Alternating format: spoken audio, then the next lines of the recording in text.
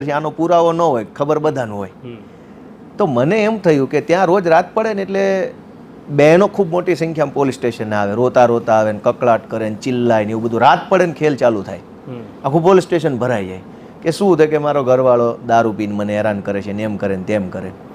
એટલે પોલીસ ઘરવાળાને લાવીને મારે ને કેસ કરે ને જેલમાં પૂરી દે, એટલે વળી છોડાવવાના 2000નો ખર્ચો થાય. પણ એ સીન ક્યારે આવે છે?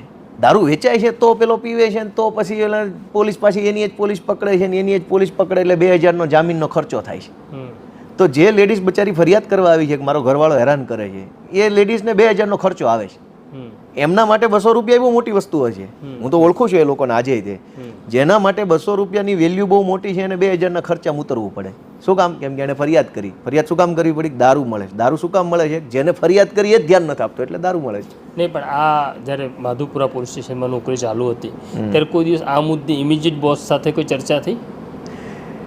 એમાં એવું છે, ચર્ચા તો ઘણી થયેલી. ઇમિજિએટ બોસ આરે થયેલી, બોસના બોસ આરે થયેલી.